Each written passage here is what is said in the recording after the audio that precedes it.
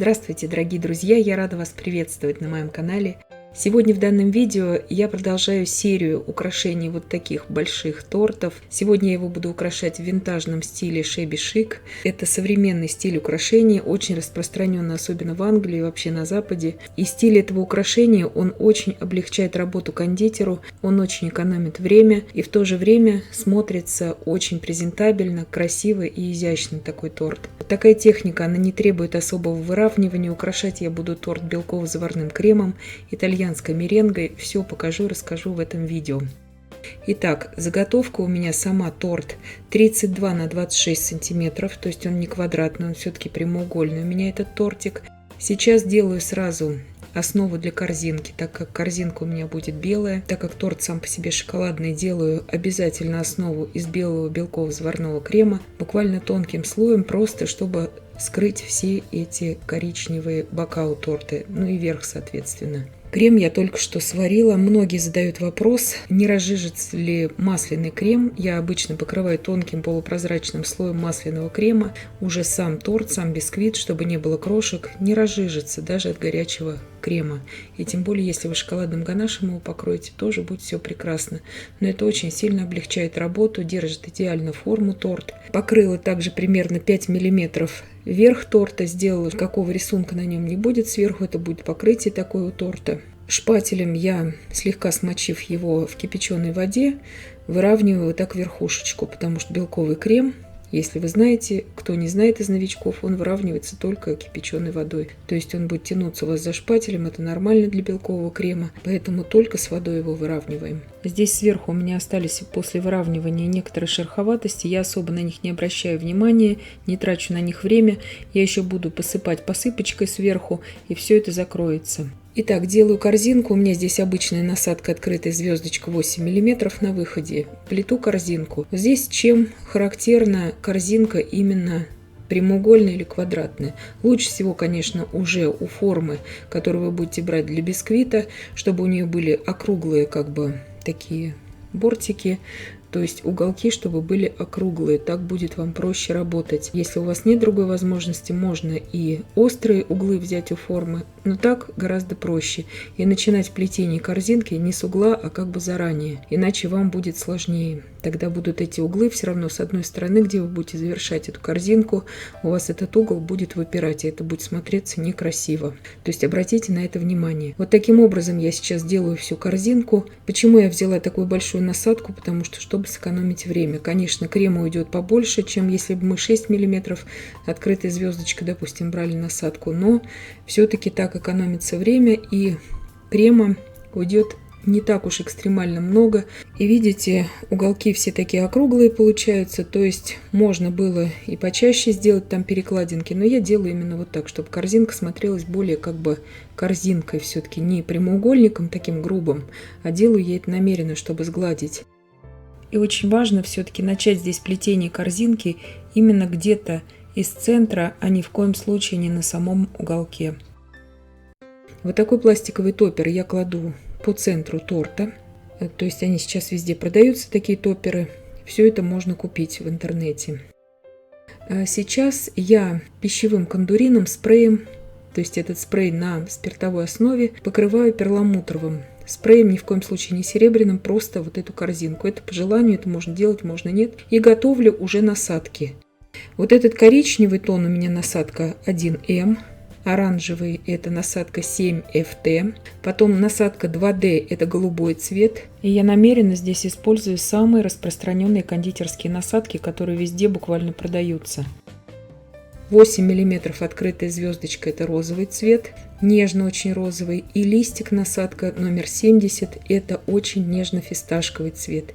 Итак, из насадки 1М я делаю основные вот эти вот завитки. Цвет у меня здесь украситель шоколадный. Я едва дотронулась буквально на кончике шпажки вот этим красителем до крема, чтобы цвета здесь все были выдержаны в очень такой приятной гамме.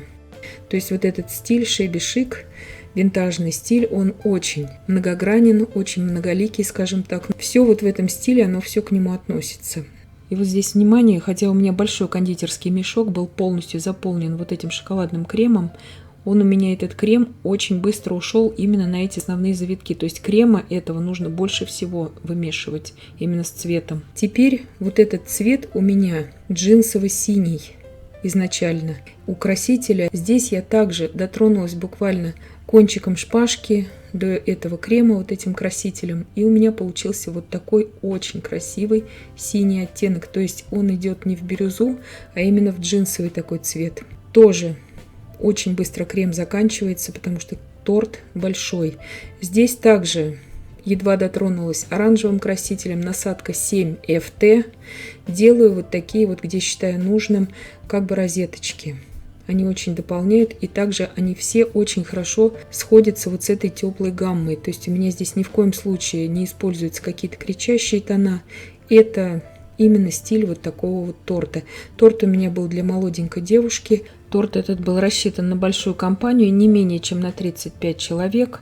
И мне нужно было сделать этот торт так, чтобы удобно было его нарезать, и в то же время, чтобы он смотрелся очень презентабельно и по-современному, что немаловажно. Теперь вот этот розовый краситель, я его сделала не розового цвета. То есть основной цвет у красителя был не розовый, а именно красный. То есть чтобы цвет этот розовый был теплый. Вот это очень важно, потому что если брать к этой гамме именно из цвета пинк делать вот эти вот розовые завитки, они будут очень сильно выделяться уже на этом фоне. То есть делаем именно, дотрагиваемся едва там полукапелькой именно красного красителя, чтобы получился такой тепло-розовый тон. Ими также обильно украшаем уже все эти завитки, которые у нас были основными. Со всех сторон все просматриваем, чтобы это было более или менее похоже на какое-то цветочное именно обрамление. То есть делается этот торт очень просто, выравнивать практически ничего не нужно. Верх слегка выровняли, боковины не нужно выравнивать. Кто еще не может приспособиться к выравниванию вот таких больших, огромных тортов, очень советую использовать эту технику. И также один из ключевых моментов здесь, чтобы правильно распределить количество крема, нужно окрасить сначала самое большое количество крема на основные завитки, поменьше потом уже вот на голубые, скажем так, это в моем торте, а потом уже самое маленькое количество крема распределить на розовые завитки и на листики, иначе крема не хватит. Теперь из насадки листик номер 70 я делаю листики вокруг вот этих вот, скажем так, розовых розочек, назовем их так. Также выборочно, не везде делаю. Цвет у меня здесь у красителя изначально фисташково-зеленый, то есть ни в коем случае никаких кричащих тонов не используем. Такие торты также вы можете делать и для мужчин, допустим, очень удобно тоже.